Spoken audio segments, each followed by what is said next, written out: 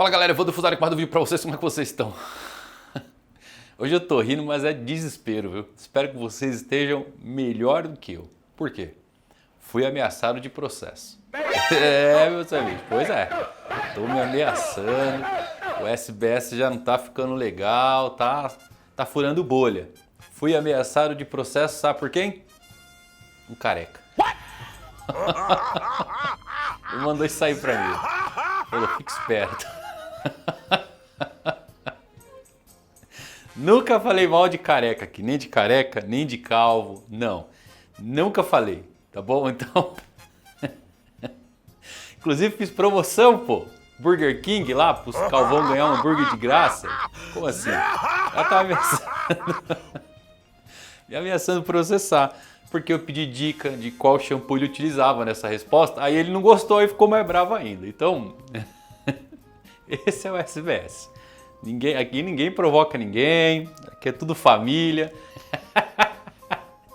E se quiser deixar sua perguntinha pro próximo vídeo, clica no link aí e deixa também, tá bom? E antes de eu falar, antes do processo chegar, se liga no nosso Momentinho Alura. Galera, imagina uma escola de tecnologia que não só te ensina, mas que faz uma ponte certeira para você já começar a trabalhar. Pois é, deixa eu mostrar para vocês aqui a Talent Lab, área exclusiva da Alura, que conecta aprendizado e mercado por meio de vagas, mentorias, eventos e network, tudo com suporte para carreiras no Brasil e no exterior. A Talent Lab da Alura é um portal exclusivo com oportunidades de empresas parceiras que passaram pela curadoria do time da Alura. Você tem contato direto com recrutadores. O melhor de tudo é que, optando pelo plano Ultra Lab, você tem acesso a todos os benefícios da Alura que são exclusivos. Acesso a todos os cursos, certificado, mentoria, imersão e, claro, a Talent Lab. Então quer dar o primeiro passo na sua carreira? Clica no link fixado aqui no primeiro comentário da descrição que já tem um super desconto te esperando, exclusivo pra você. E é isso, eu tô dando risada, mas é verdade, o cara ficou bravo comigo. Vamos lá tirar essas dúvidas. Carecosas. Vamos lá, Samuel Lermas mandou uma teoria aqui. A Barba Negra é a fruta do café. San Cocoro, Três Corações. E a cidade de Três Corações é a cidade natal do Pelé. E seria a contraparte do Shanks, que foi inspirado no Pelé que parou a guerra. Café, Três Corações, tudo se conecta, cara. Pô, dá gênio. Isso aqui pra mim, como é que refuta essa?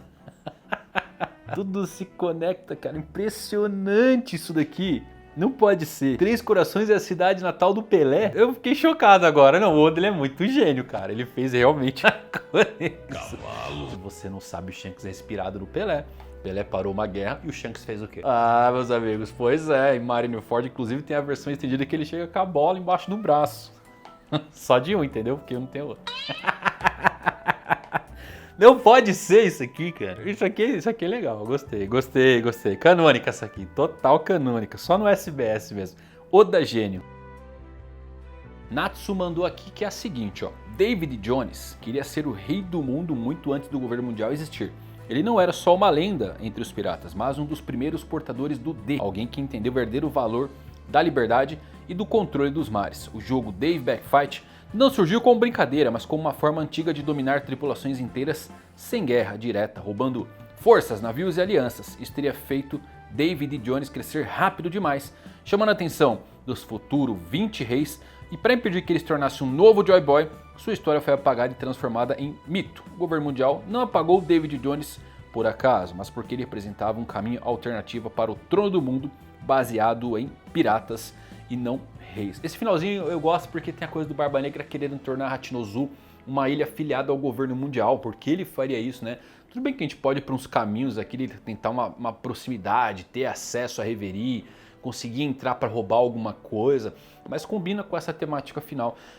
O David Jones eu só não acho que, porque do jeito que fica aqui, mesmo antes da fundação do governo mundial, dá a impressão que ele continuou uma coisa meio que por acaso, como se ele fosse um pirata que fez alguma coisa em uma ilha e o governo mundial rotulou. Me parece que o David Jones é um pouco maior que isso. Até pelo clã Dave que tem que ficar se escondendo. O clã Dave, lembra disso, né? A gente não tá falando nem do D.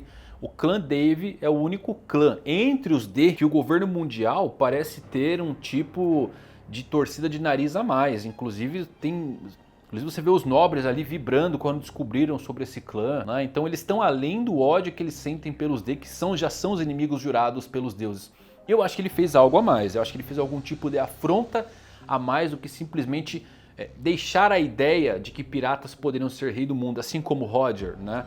E você vê que é uma coisa que está um pouco restrita aqui ao clã Dave, ao Zebek, ao próprio Barba Negra. E vale lembrar que o D, eu acredito que é um ensinamento que vem do primeiro mundo. Elbaf é D soa muito estranho. O que isso quer dizer? Os amigos aí dos comentários, vocês teoristas de plantão, tiveram umas ideias muito boas, como talvez Elbaf ser o nome do deus da guerra que Dorbrog falam e ser de fato um gigante primordial e a toda a ilha é o corpo dele, e combina com a temática, né? Porque se você for pegar os gigantes, os titãs na mitologia, eles nasceram de Uranus, eles são filhos de Uranus, né? Uranus, após ser morto, o seu sangue se espalhou, criou os mares e do seu corpo saíram os titãs da mitologia. Legal pra caramba isso, né? Então eu acho interessante esse conceito, essa ideia, e ainda mais Imu falando Elbaf é D, muito misterioso. Dá a impressão de que o D, ele é um ensinamento que vem do primeiro mundo e muito possivelmente vem de Nika, a divindade do Deus Sol. E aí Joy Boy e essa galera que acabou se aliando levou esse ensinamento. Então lembra disso, sempre tem Nika lá no primeiro mundo que a gente não tem muita informação ainda, mas que deve ter começado um tipo de movimento que reverberou para o século perdido, Reino Antigo, Joy Boy aliados, e agora vai se afunilar novamente. Aquela coisa de eles nunca se encontraram e eles finalmente vão se encontrar. Tá bom? Eu acho que sim, você tá num caminho bem legal aqui sobre quem foi David Jones, mas eu ainda acho que tem um quezinho a mais, porque Imu parecia bem focado em eliminar esse clã. Fizeram alguma coisa pra Imu, com toda certeza. Diego Mendes, cara, mandou uma de Naruto aqui, recebemos bem pouca, que vou tentar responder, tá bom que eu tô enferrujado, mas se o Madara usou o Izanagi pra reviver, como ele despertou 2 Rinegans, sendo que um dos olhos estava cego? Ó, se não me falha a memória, o Naruto restaurou o olho do Kakashi porque o chakra do Hagoromo permitia esse tipo de restauração. Então, basicamente, acaba sendo isso daqui que permitiu ele ter os Rinegans de volta. O chakra do Hagoromo tinha o poder de restaurar um olho morto pelo Izanagi. Eu acho que essa é a melhor resposta. Eu lembro que tinha um jogo também que o Madara tinha uma espécie de reversão temporal, mas não é canônico, né? O jogo não dá pra levar em conta. Mas é basicamente isso aí, esse chakra antigo aí que permitiu, inclusive o Naruto fez isso ali com o Kakashi, né? Basicamente nessa linha que o Madara usou também pra conseguir ter os olhos de volta. Não tô tão enferrujado assim não. Ah, gostou, né? Igor Geno mandou uma aqui de Cavaleiro, tô gostando. Tá variando, Cavaleiro do Zodíaco. Qual o Cavaleiro de Bronze tem maior feito na minha opinião e qual é o Cavaleiro de Ouro favorito? O conteúdo é bom, muito obrigado. Me acompanha direto da Terra da Nami, lá da Suécia. Olha que coisa maravilhosa. Lá de Birka. Cara, o Cavaleiro de Bronze com maior feito, eu acho que não tem como tirar essa aura do Ikki, né? Pô, ele lutou contra o Shaka, contra o Camus, contra os 3 juízes do inferno. O Ikki quando chegava, ai, arrepiei só de lembrar. O Ikki quando chegava, é tipo uma chegada do Shanks, assim, uma aparição do Roger. Ele tinha essa aura, mas eu gosto muito dele. Mas confesso, apesar do Shiryu ser forte para Dedel, ter um golpe que derrotou o Shura, ter Excalibur. Eu gosto bastante do Yoga, só acho que o Yoga não teve tantas lutas assim emblemáticas, né? Meu Cavaleiro de Ouro favorito, olha, da série clássica, o Shaka. Agora, se a gente for pra Lost Canvas, eu piro muito no Regulus, cara. O Cavaleiro de Leão, pra mim, é o mais insano de todos. Gosto também do Alba Fica, né, que é de peixes, mas Regulus, sem dúvidas, é o Cavaleiro que eu mais curto, assim, da série de Ouro, gosto bastante dele. Da clássica, o Shaka também, por todo esse misticismo, o cavaleiro mais próximo de Deus, o Shaka não pode abrir o olho, então eu gostava muito dessa construção que criava esse hype para saber mais sobre esses personagens. Felipe Leal, e o arco do Soap, hein? Olha, infelizmente, a gente sempre cai nessa, né? Eu acho que não vai ter arco do Soap, infelizmente. Não teve arco do Zoro, não teve arco do... Vai ter um momentinho aqui e ali do Soap. Só que o Oda ele tem um problema narrativo agora. Tudo bem que a gente tá no final, mas eu ainda considero um problema. Que ele não pode dar uma virada de chave no Soap e transformar ele num bravo guerreiro nesse momento, porque acaba perdendo um pouco do gag do personagem, do trio medroso. Porém, sendo bem sincero, eu acho que tá na hora, né? Ainda mais se a gente já tá daquela Old Star, Laugh Tale, One Piece e Guerra Final. E o sonho do Soap que barra um pouco isso, que ele quer ser um bravo guerreiro do mar. E eu não acho que os sonhos dos tripulantes vão vir antes do sonho do Luffy, entendeu? E aí o Oda ele tem que ficar estendendo bastante o Soap, sempre no gag, sempre na piada, e acaba tirando um pouco o brilho. Eu ainda acho que ele vai ter o seu momentinho meio Sugar aqui em Elbaf, talvez usando o Ragnir, talvez montando em cima do martelo e apontando, voando em cima do martelo a Ragnir de alguma forma. Tá bom? Mas eu não acho que ele vai ter um arco específico para ele nesse momento. A virada de chave deve vir após o Tesouro One Piece, porque aí eu acho que o Oda já começa a trabalhar a realização de todos os sonhos,